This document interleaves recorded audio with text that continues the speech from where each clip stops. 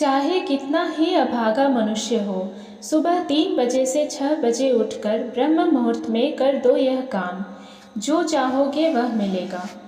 एक समय की बात है, माता पार्वती ने भगवान शिव से पूछा, स्वामी, मैंने देखा है कि चाहे कितना ही अभागा मनुष्य हो, अगर वह सुबह के समय ब्रह्म मुहूर्त में उठता है तो वह बहुत सुखी रहता है। ऐसा क्यों है? मुझे ब्रह्म मुहूर्त का रहस्य बताइए। तब भगवान शिव ने कहा, हे देवी, मैं आपको इस प्रश्न का उत्तर एक कथा के माध्यम से बताऊंगा।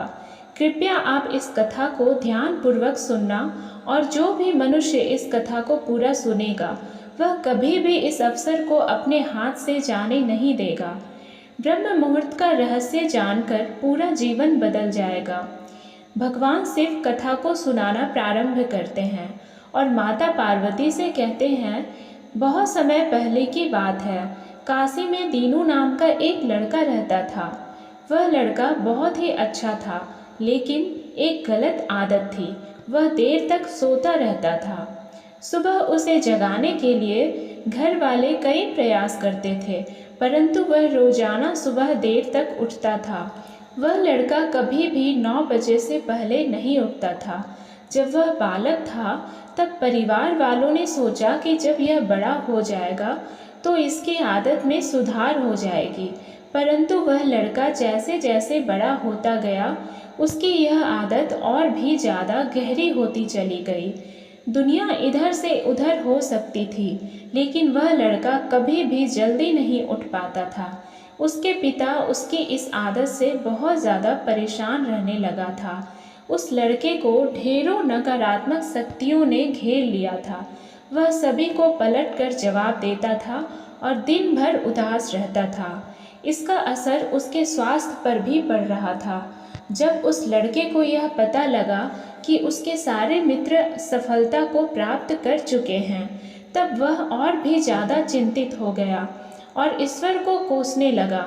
वह बार बार यही कहता था कि मेरी किस्मत ही खराब है, परंतु उसके पिता अच्छी तरह से जानते थे कि उस लड़के के असफल होने के पीछे क्या कारण है। भगवान शिव ने कहा, हे देवी, फिर एक दिन की बात है, उसके पिता को किसी सन्यासी के बारे में पता चला।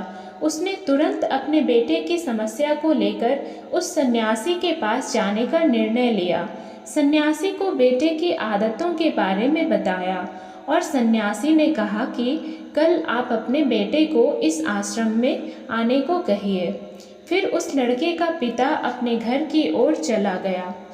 उसे पता था कि अगर वह सीधे तरीके से अपने बेटे को सन्यासी से मिलने के लिए कहेगा तो वह कभी तैयार नहीं होगा। उसने अपने बेटे को अपने पास बुलाया और कहा, तुम्हारे सारे मित्र जीवन में सफलता प्राप्त कर चुके हैं, क्या तुम सफल नहीं होना चाहते हो? लड़के ने उत्तर दिया कि जरूर पिताजी, परंतु जब भी मैं अपने मित्रों से उनकी सफलता का रहस्य पूछता हूँ तो वह मुझे कुछ नहीं बताते हैं। भगवान शिव ने कहा, हे देवी, फिर उसके पिता ने कहा कि मुझे यह रहस्य पता चल गया है कि वह सभी क्यों सफल होते जा रहे हैं। तब उस लड़के ने बड़ी उत्सुकता से पूछा, क्या पता चल गया है पिताजी? कृपया करके आप मुझे बताइए। उसके पिता ने कहा कि कल सुबह तुम्हें एक सन्यासी के आश्रम में जाकर उनसे मिलना है। यदि तुम वहां पर समय से पहुंच गए तो वह सन्यासी तुम्हें ऐसा मंत्र बताएंगे जिससे तुम सफल हो जाओगे। परंतु एक समस्या है। लड़के ने कहा कि पिताजी, मैं कल पूरी रात जागता रहूँगा और सुबह सन्यासी से मिल कर आऊँगा।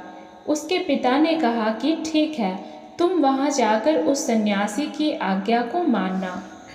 पिता की बात सुनकर वह लड़का बहुत अधिक खुश हुआ।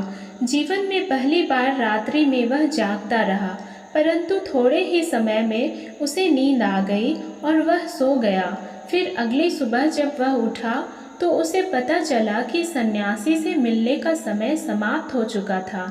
उसके पिता ने लड़के की तरफ देखा और कहा कि तुम जीवन में कभी सफल नहीं हो पाओगे, जाओ और जाकर सो जाओ। पिता की यह बात सुनकर उस लड़के को बहुत दुख हुआ। उसने मन ही मन स्वयं को चुनौती दी कि कल सुबह वह सन्यासी से मिलने अवश्य जाएगा। उसने अपने पैर में एक छोटा सा घाव बना लिया, जिससे दर्द के कारण उसे रात भर नींद नहीं आई।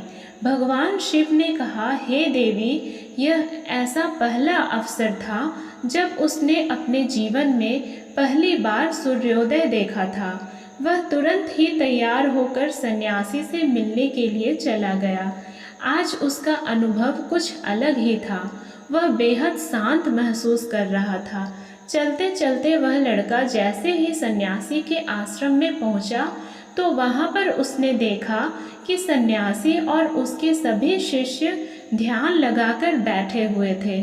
भगवान शिव ने कहा, हे देवी, फिर जब ध्यान का समय समाप्त हुआ तब लड़का उस सन्यासी के पास पहुंचा और उन्हें प्रणाम करते हुए बोला कि आपके पास कोई ऐसा मंत्र है जिससे मैं सफल हो सकता हूँ? कृपया करके मुझे वह मंत्र बताइए। मैं भी अपने मित्रों के समान सफल होना चाहता हूँ और अच्छा जीवन जीना चाहता हूँ।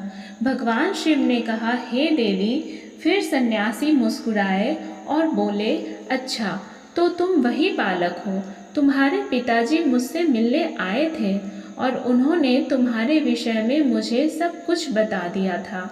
मैं तुम्हें वह मंत्र अवश्य बता देता, परंतु अब लड़के ने जैसे ही परंतु शब्द सुना तो लड़का घबरा गया। उसने पूछा, परंतु क्या गुरुदेव? तब सन्यासी बोला, मैं तुम्हें वह मंत्र बताऊंगा, परंतु अगले 21 दिनों तक तुम्हें मेरी आज्ञा माननी होगी।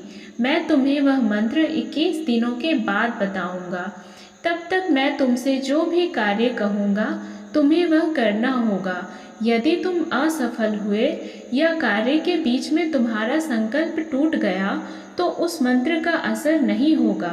दृढ़ निश्चय के साथ उस लड़के ने कहा कि मुझे आपकी सारी आज्ञा स्वीकार है। मैं अगले 21 दिनों के लिए आपका दास हूँ। आप जो भी कहेंगे मैं वही कार्य करूँगा। मुझे केवल और केवल उस मंत्र के बारे में जानना है। भगवान शिव ने कहा, हे देवी। फिर सन्यासी ने उस लड़के से कहा कि ठीक है, कल से तुम्हारा कार्य शुरू होगा। तुम इसी आश्रम में निवास करोगे। वह लड़का आश्रम में निवास करने के लिए तैयार हो गया। सन्यासी ने कहा कि यहाँ रहते हुए तुम्हें ब्रह्म मुहूर्त में उठना होगा और दूसरे शिष्यों की तरह ध्यान और तप करना होगा। साथ ही आश्रम के कार्यों में भी सहायता करनी होगी। ध्यान रहे, यह संकल्प टूटना नहीं चाहिए। भगवान शिव ने कहा, हे देवी। अब लड़का सन्यासी की बात से सहमत हो गया और अगले दिन से उसके कार्य के दिन की शुरुआत थी। इस बार उसने दृढ़ निश्चय किया, परंतु 1 सप्ताह बीतने के पश्चात ही उसका संकल्प टूट गया और वह 8वें दिन देर तक सोता रहा। जब वह नींद से जागा तो उसने कहा कि मुझसे कितनी बड़ी भूल हो गई है। वह रोते हुए सन्यासी के पास पहुंचा और कहने लगा कि हे गुरुदेव, मेरा संकल्प टूट गया। अब मैं जीवन में कभी सफल नहीं हो पाऊंगा। सन्यासी ने उसे समझाते हुए कहा कि एक बार फिर से शुरुआत करो, फिर से संकल्प करो। फिर लड़के ने सन्यासी से पूछा कि सुबह उठना इतना आवश्यक क्यों होता है और यहाँ पर सभी लोग इतनी जल्दी क्यों उठ जाते हैं? भगवान शिव ने कहा, हे देवी। तब सन्यासी ने लड़के को समझाते हुए कहा कि सुबह यानी ब्रह्म मुहूर्त में उठने के पीछे बहुत बड़ा विज्ञान छुपा हुआ है। लड़के ने कहा कि कृपया मुझे वह विज्ञान बताने की कृपा करें। सन्यासी ने कहा कि रात्रि को 4 पहर में बांटा गया है। पहला रुद्र काल, जिसका समय शाम 6 बजे से लेकर 9 बजे तक होता है। दूसरा राक्षस काल, जिसका समय रात्रि 9 बजे से 12 बजे तक होता है। तीसरा गंधर्व काल, जिसका समय रात्रि 12 बजे से 3 तक होता है। और सबसे अंत में जो पहर आता है उसे मनोहर काल कहते हैं। इस समय को ब्रह्म मुहूर्त या अमृत बेला के नाम से भी जाना जाता है। इसका समय भोर 3 बजे से सुबह 6 बजे तक होता है। यह वह समय होता है जब पूरे संसार की नकारात्मक शक्तियाँ निष्क्रिय अवस्था में होती है और सकारात्मक शक्तियाँ सक्रिय होती है। ब्रह्म मुहूर्त अर्थात देव मुहूर्त। ब्रह्म मुहूर्त का अर्थ देवताओं का समय होता है। भगवान शिव ने कहा, हे देवी, वह सन्यासी आगे कहता है, इस समय देवता धरती पर विचरण कर रहे होते हैं और जागृत मनुष्य पर उनका बड़ा ही सकारात्मक प्रभाव पड़ता है। ब्रह्म मुहूर्त ऐसा समय होता है जिसमें मनुष्य का मस्तिष्क बिल्कुल खाली होता है, जिसमें किसी प्रकार के कोई विचार नहीं होते हैं, और जब इस समय व्यक्ति अपनी पुस्तक खोलकर पाठ का अध्ययन करते हैं तो उन्हें सब कुछ जल्दी जल्दी याद भी होता है और यह लंबे समय तक याद रहता है। यह ऐसा समय है जिसमें हम ज्ञान को समझने का प्रयास करते हैं। इस कारण आश्रम के सभी शिष्य और संसार में बहुत से ज्ञानी लोग ब्रह्म मुहूर्त में उठ जाते हैं। प्राचीन काल में रोशनी का कोई स्रोत न होने के कारण लोग अपने दिन का समापन सूर्यास्त के साथ और आरंभ सूर्योदय के साथ करते थे। यह एक तरीका है जिससे मानव जीवन प्रकृति के साथ तालमेल बनाकर चलता है। भगवान शिव ने कहा, हे देवी, फिर उस लड़के ने कहा कि ठीक है, मैं कल से अपना संकल्प फिर से शुरू करता हूँ, परंतु ब्रह्म मुहूर्त में उठकर मुझे क्या क्या करना चाहिए। तब सन्यासी ने कहा कि ठीक है, मैं तुम्हें बताता हूँ कि ब्रह्म मुहूर्त में क्या करना चाहिए और कैसे करना चाहिए। सबसे पहले उठकर धरती माता पर पांव रखने से पहले धरती माता को प्रणाम करना चाहिए और अपनी दोनों हथेलियों को देखना चाहिए और ईश्वर को धन्यवाद देना चाहिए कि उन्होंने तुम्हें आज का सूर्योदय देखने का अवसर दिया है। इसके बाद नित्य कर्म और स्नान करने से शरीर की ही नहीं बल्कि मन की शुद्धता भी बढ़ती है। स्नान करने के पश्चात ध्यान की प्रक्रिया होती है। ब्रह्म मुहूर्त में ध्यान की अवधि 21 दिन तक होती है। इस विधि का उपयोग तब किया जाता है जब आप अपनी कोई मनोकामना की पूर्ति चाहते हैं। यह ऐसा समय होता है जब व्यक्ति अपने आज्ञा चक्र को सक्रिय करने पर काम करते हैं। भगवान शिव ने कहा, हे देवी, आगे वह सन्यासी कहता है, आज्ञा चक्र दोनों भौहों के बीच होता है। यह संकल्प का स्थान भी कहा जाता है। अगर इस चक्र पर ध्यान केंद्रित किया जाए और अपनी मनोकामना को बार बार दोहराया जाए तो मात्र 21 दिनों के भीतर वह मनोकामना पूरी हो जाती है। अगर आपके मन में कोई अधूरी मनोकामना है और आप उसे पूरी करना चाहते हैं, तब उसे सबसे पहले उस मनोकामना का स्पष्टीकरण कर लें। आपको क्या चाहिए यह निर्णय अवश्य कर लें। इसके बाद ध्यान की विधि को शुरू करें। ब्रह्म मुहूर्त में स्नान के बाद एक ऐसा स्थान चुनें जहां पर वायु का प्रवेश हो। ध्यान में शुद्ध प्राण वायु का होना आवश्यक होता है। ध्यान की मुद्रा में रीढ़ की हड्डी सीधी होनी चाहिए, साथ ही गर्दन भी सीधी होनी चाहिए।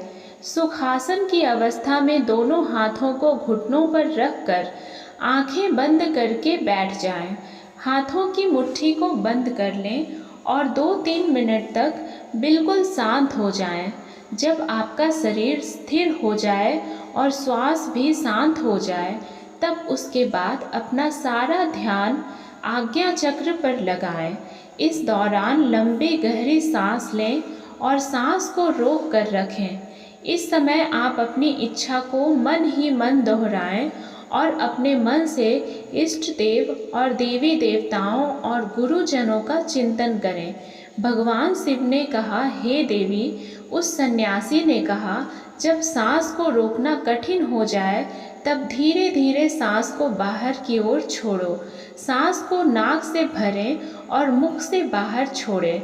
इस प्रक्रिया को 3 से 4 बार प्रतिदिन दोहराएं। ऐसा प्रतिदिन करने से आपकी जो मनोकामना है वह अवचेतन मन तक अवश्य पहुंच जाएगी और इच्छा पूर्ति जल्दी ही होगी। आज्ञा चक्र सक्रिय होता है और हमारी आज्ञा को पूरा करता है। सांस को रोक कर रखने के दौरान शरीर में आपातकाल की स्थिति हो जाती है, जिससे कि आप बेकार की बातें सोचने और विचार करने से बचते हैं। ब्रह्म मुहूर्त के समय ईश्वर की विशेष कृपा होती है और कोई भी व्यक्ति अपनी मनोकामना को इस समय दोहराता है तो उसकी इच्छा जल्द से जल्द पूरी होती है। भगवान शिव ने कहा, हे देवी। इस प्रकार सन्यासी ने उस लड़के को ब्रह्म मुहूर्त का महत्व बताया। अगले 21 दिनों तक उस लड़के ने बड़े ही मन के साथ इस प्रक्रिया को अपनाया। अब वह बहुत ही ज़्यादा अनुशासित और शांत स्वभाव का बन चुका था। उस लड़के ने जैसे ही अपना संकल्प पूरा कर लिया, उसके बाद वह लड़का बड़े ही प्रसन्न भाव से सन्यासी के पास पहुंचा और कहने लगा, हे गुरुदेव, मैंने 21 दिनों का संकल्प पूरा कर लिया है। अब कृपया मुझे सफल होने का मंत्र बताइए। तब उस सन्यासी ने मुस्कुराते हुए कहा कि पिछले 21 दिनों से जो अभ्यास तुम करते आए हो वही तुम्हारी सफलता का मंत्र है। जो व्यक्ति ब्रह्म मुहूर्त में उठकर ध्यान प्रक्रिया को सही से करते हैं वह जीवन में कभी असफल नहीं हो सकते। तुम्हें ब्रह्म मुहूर्त का रहस्य पता चल चुका है। अब तुम इसे जीवन पर्यंत करो। तुम्हें जीवन के लक्ष्य और सफलता दोनों प्राप्त होंगे। उस लड़के ने सन्यासी को धन्यवाद दिया और ब्रह्म मुहूर्त के नियमों का पालन जीवन पर्यंत तक करने का वादा भी किया। भगवान शिव ने कहा, हे देवी, अब तो आपको पता चल गया होगा कि ब्रह्म मुहूर्त में क्या होता है। तब माता पार्वती ने कहा, हे स्वामी, अब मुझे ब्रह्म मुहूर्त का संपूर्ण ज्ञान हो गया है। इतना कहकर माता पार्वती ने भगवान शिव को प्रणाम किया। वीडियो अगर पसंद आया हो तो वीडियो को लाइक और हमारे चैनल को सब्सक्राइब करें और अपने दोस्तों के साथ शेयर करें। धन्यवाद।